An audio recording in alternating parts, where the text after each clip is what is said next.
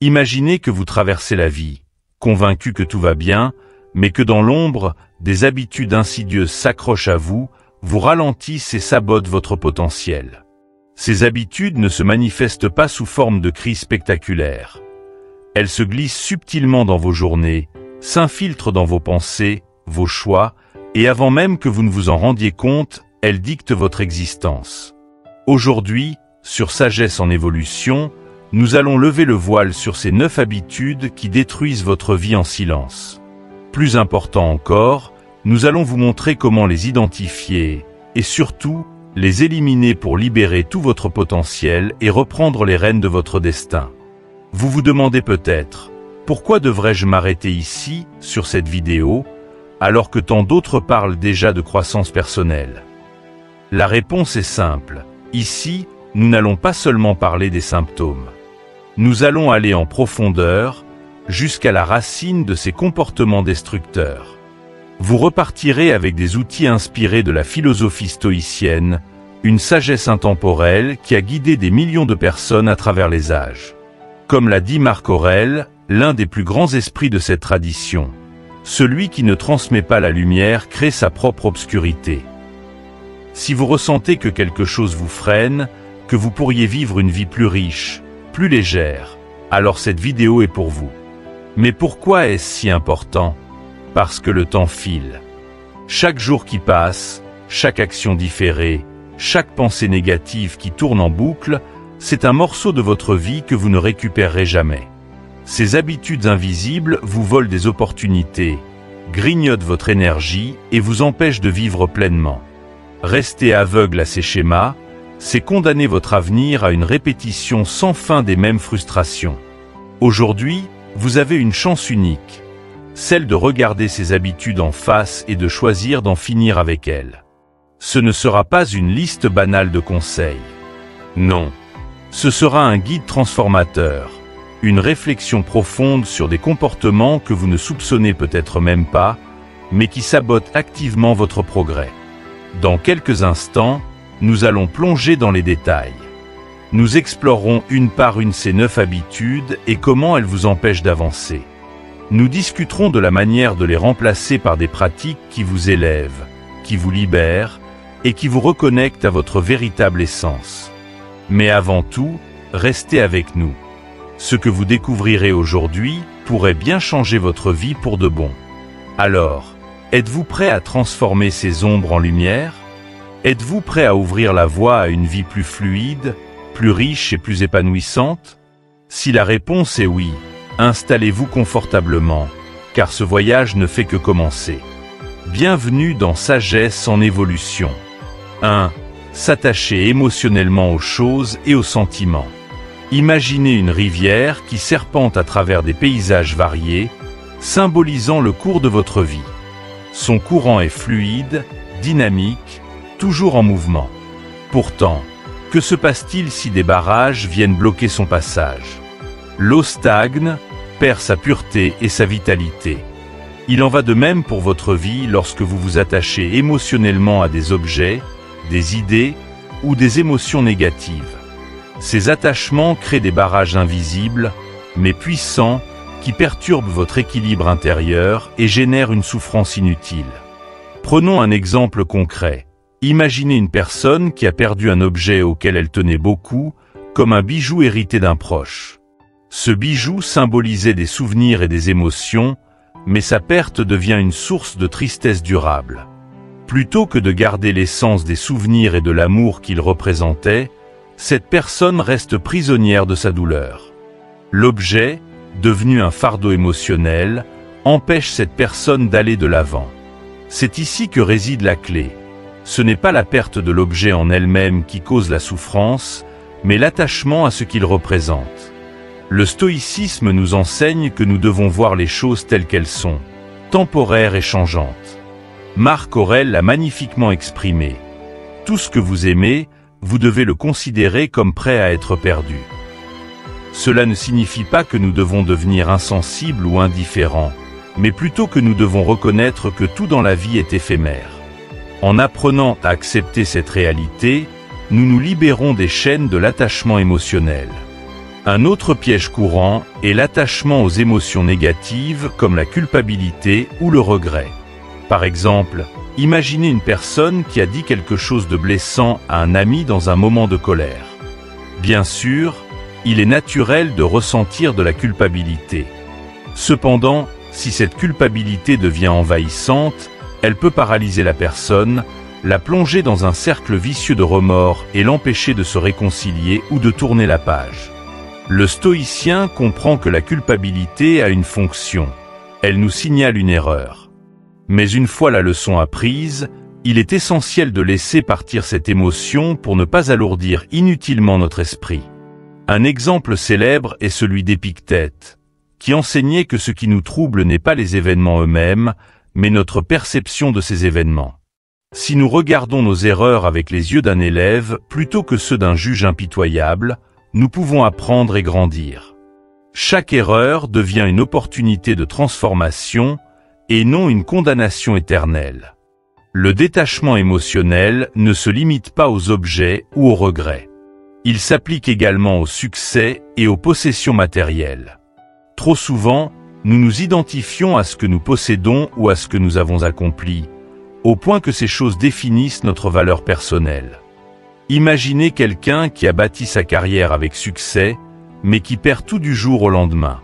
Si cette personne s'est attachée à l'idée que sa valeur repose uniquement sur son statut ou ses possessions, la perte sera dévastatrice. Cependant, si elle a appris à ne pas s'attacher, elle pourra rebondir, car elle sait que son essence, sa véritable valeur, ne dépend pas de ces éléments externes. Le détachement n'est pas un renoncement au bonheur ou aux relations. Il ne s'agit pas de vivre une vie dépouillée de toute émotion, mais d'apprendre à apprécier pleinement ce que nous avons tout en étant prêts à le laisser partir lorsque le moment arrive. Pensez aux feuilles d'un arbre en automne. Elles tombent pour faire place à de nouvelles pousses au printemps. Ainsi, chaque fin est une opportunité de renouveau. Appliquer ce principe dans la vie quotidienne demande de la pratique. Prenez le temps de réfléchir aux choses qui vous attachent émotionnellement. Est-ce une relation, un objet ou un sentiment de culpabilité? Ensuite, posez-vous cette question puissante. Ce à quoi je m'attache me sert-il ou me freine-t-il? Si cela vous freine, il est temps de le laisser partir. La clé réside dans la prise de conscience que vous êtes la rivière, et non les barrages. Votre essence est en mouvement, toujours prête à surmonter les obstacles. En éliminant ces barrages émotionnels, vous permettez à votre vie de s'écouler librement, avec légèreté et clarté. L'attachement nous emprisonne, tandis que le détachement nous libère. Il nous permet de vivre avec plus de sérénité, de savourer les expériences sans peur de la perte, et de grandir à travers chaque défi. Et maintenant que nous avons exploré cette première habitude, il est temps de passer à une autre entrave majeure à notre progression, la procrastination. Continuons notre voyage vers une vie libérée de ces poids invisibles. 2. Éliminer la procrastination. La procrastination, cette habitude sournoise, agit comme un voleur silencieux de temps et de potentiel. C'est une bataille intérieure entre le devoir et la distraction, entre le désir d'accomplir quelque chose et l'envie irrésistible de tout remettre à demain. Pourtant, chaque fois que nous repoussons une tâche, nous ajoutons un poids invisible à nos épaules, alimentant un cycle de frustration et de culpabilité. La procrastination n'est pas seulement une perte de temps, elle est aussi une entrave à la paix intérieure. Prenons un exemple simple. Imaginez un étudiant qui doit rédiger un essai. Il connaît la date limite, il sait qu'il doit s'y atteler, mais il choisit de regarder une série ou de scroller sur son téléphone. Jour après jour, la tâche reste inachevée et une angoisse silencieuse s'installe. Finalement, la veille du délai, il travaille dans l'urgence, stressé, et produit un résultat bien inférieur à son potentiel. Cette situation n'est pas rare. Elle reflète comment la procrastination nous piège dans un cycle de stress et de regret. Le stoïcisme offre une approche pragmatique pour briser ce cycle. Marc Aurèle, dans ses méditations, écrit « Vous pourriez faire quelque chose de bien aujourd'hui. Pourtant, vous choisissez de le faire demain. » Cette phrase nous confronte à la vérité brutale. Nous avons tendance à repousser nos responsabilités, non par manque de temps, mais souvent par peur, insécurité ou manque de clarté sur la manière de commencer. Pour combattre cette habitude, il est essentiel de changer notre perspective sur les tâches que nous remettons à plus tard. Imaginez que vous devez construire un grand mur. Regarder l'ampleur du travail à accomplir peut être décourageant, mais si vous vous concentrez uniquement sur la pose d'une brique à la fois, sans penser à la taille du mur final, tout devient plus gérable. C'est exactement ce que le stoïcisme enseigne. Diviser les grands défis en petites actions réalisables. Ces petites victoires accumulées créent un élan et, soudain, ce qui semblait impossible devient atteignable. Un exemple frappant de ce principe est celui des athlètes. Imaginez un marathonien qui se concentre uniquement sur la ligne d'arrivée dès le début de la course. La distance peut sembler insurmontable. Mais s'il se concentre sur chaque pas, sur chaque foulée, il finit par atteindre son objectif. C'est le même principe que nous devons appliquer à nos tâches quotidiennes. Faire le premier pas, même s'il est petit, crée une dynamique. La procrastination est également liée à une illusion de perfection. Nous attendons souvent le bon moment ou un état idéal pour commencer une tâche. Mais voici la vérité, ce moment parfait n'existe pas. Les conditions idéales sont une excuse déguisée pour éviter l'action. Si vous attendez que tout soit aligné, vous risquez de rester dans l'inaction toute votre vie. Au lieu de cela, adoptez une approche stoïcienne. Commencez avec ce que vous avez, là où vous êtes. Faites ce qui est nécessaire, puis ce qui est possible, et vous serez surpris de voir ce que vous accomplirez. La peur de l'échec est un autre moteur de la procrastination. Nous craignons de ne pas être à la hauteur ou que nos efforts soient inutiles. Pourtant, comme l'a enseigné Épictète, ce qui importe, ce n'est pas le résultat, mais l'effort que nous y consacrons. Laissez aller cette peur irrationnelle de mal faire, car chaque tentative, même imparfaite, vous rapproche de la maîtrise et de l'excellence. Un exercice concret pour lutter contre la procrastination consiste à créer une liste des premières briques. Identifiez une tâche que vous repoussez. Ensuite, divisez-la en étapes minuscules, si petites qu'elles semblent presque ridicules. Par exemple, si vous devez écrire un rapport, commencez simplement par ouvrir un document et écrire le titre. Cette première action, aussi insignifiante qu'elle puisse paraître, agit comme un levier pour amorcer le reste du travail. Une fois lancé, vous serez souvent étonné de la fluidité avec laquelle les choses progressent. Enfin, rappelez-vous que chaque moment est une opportunité unique qui ne reviendra jamais. Imaginez le temps comme une rivière qui coule sans arrêt. Chaque minute gaspillée est une goutte perdue, emportée pour toujours. Si vous vous trouvez souvent en train de dire « je commencerai demain », arrêtez-vous et réfléchissez. Combien de « demain » avez-vous déjà perdu? Et si aujourd'hui était votre dernière chance de faire avancer ce projet ou d'atteindre ce rêve? Pour conclure, la procrastination est une illusion de confort à court terme qui crée un mal-être à long terme. Elle vole non seulement votre temps, mais aussi votre paix intérieure et votre potentiel. Briser ce cycle demande de la discipline, mais chaque pas que vous faites pour affronter vos responsabilités vous libère un peu plus. Maintenant que nous avons exploré comment la procrastination nous freine et comment nous pouvons la surmonter, il est temps d'examiner une autre habitude qui nous enchaîne, être esclave de notre esprit.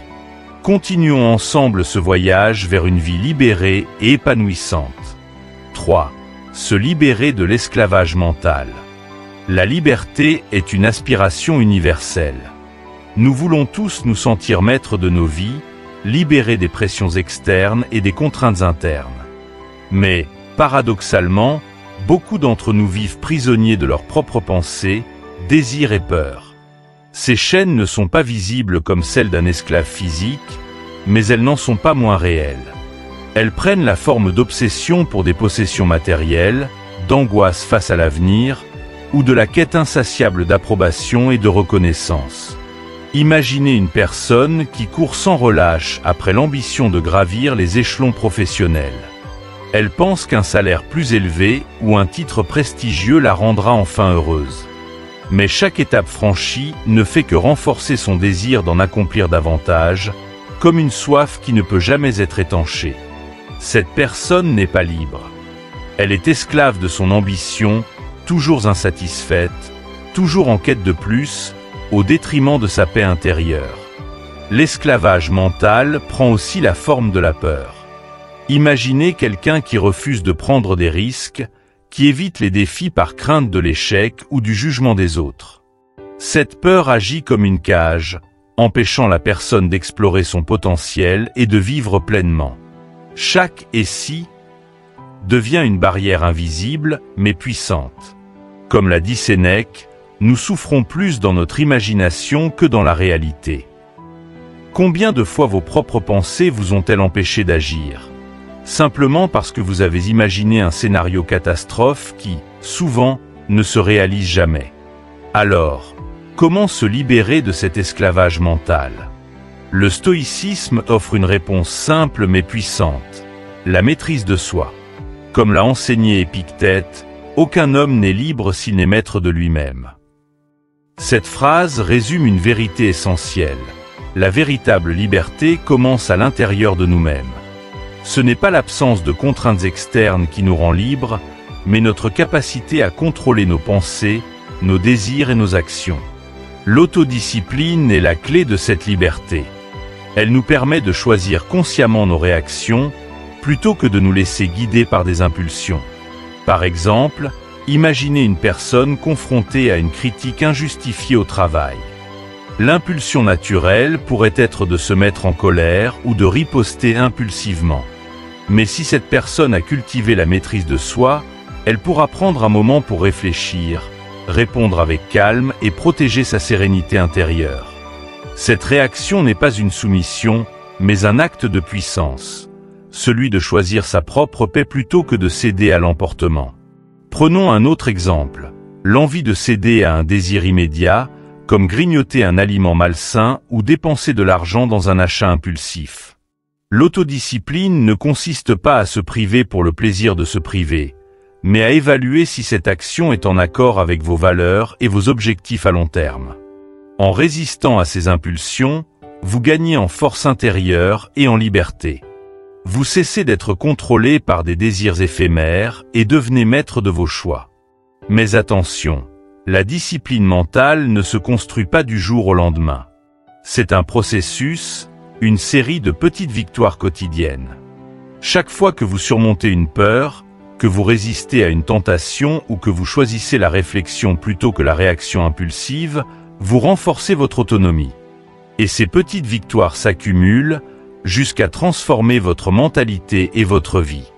La méditation stoïcienne peut vous aider dans ce processus.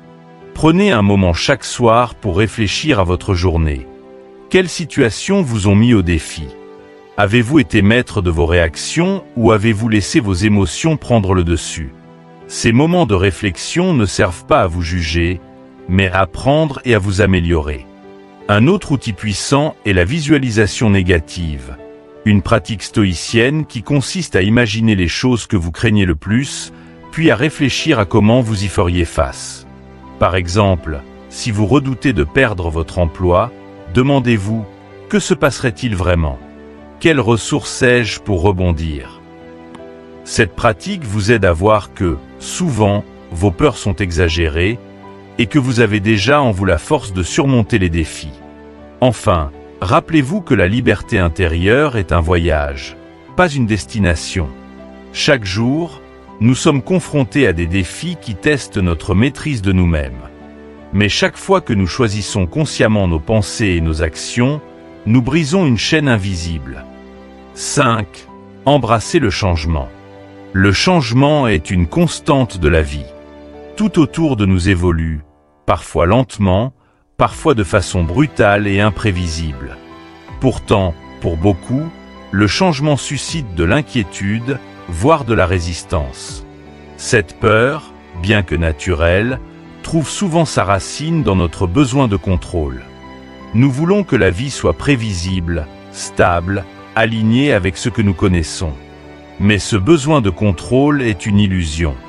Comme l'a dit Marc Aurèle, tout est destiné à changer, à se transformer et à périr pour faire place au nouveau. Le stoïcisme nous enseigne à ne pas fuir le changement, mais à l'accueillir comme une opportunité de grandir et d'apprendre. Pensez à un papillon. Avant de déployer ses ailes, il traverse une transformation complète. La chenille, dans son cocon, pourrait très bien rester dans son état initial.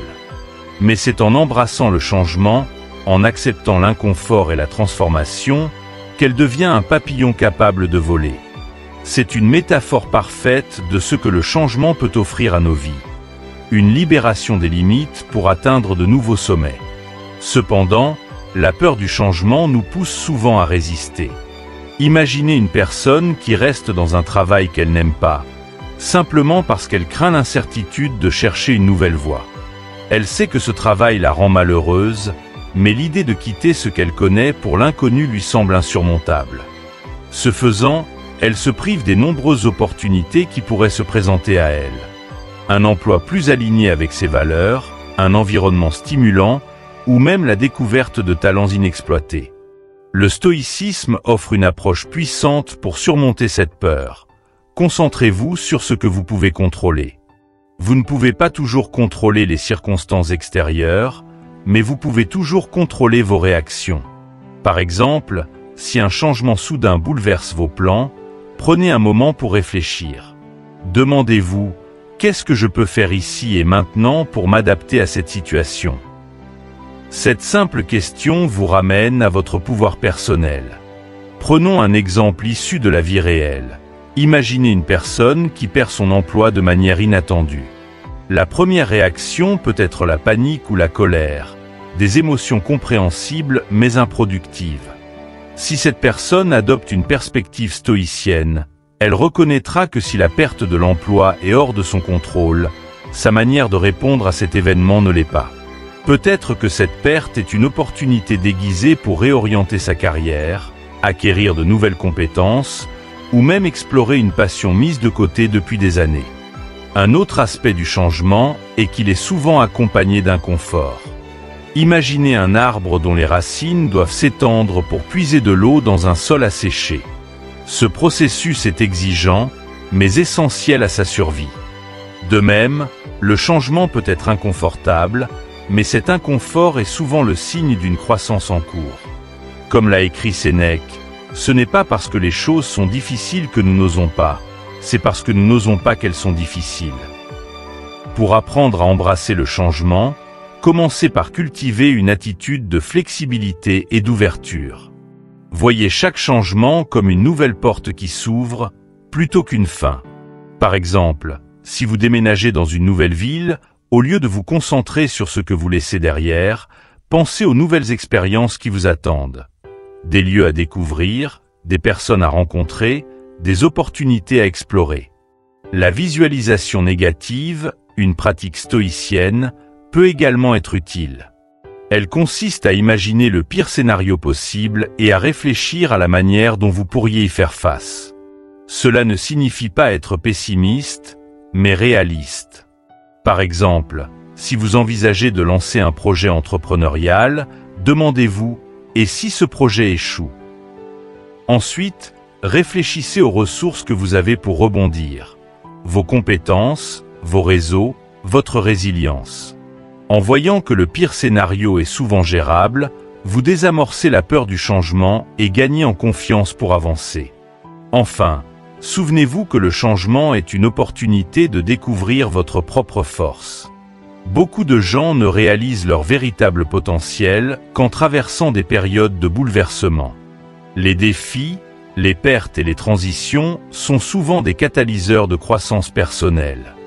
Par exemple, quelqu'un qui traverse une rupture amoureuse douloureuse peut découvrir une force intérieure qu'il ne soupçonnait pas.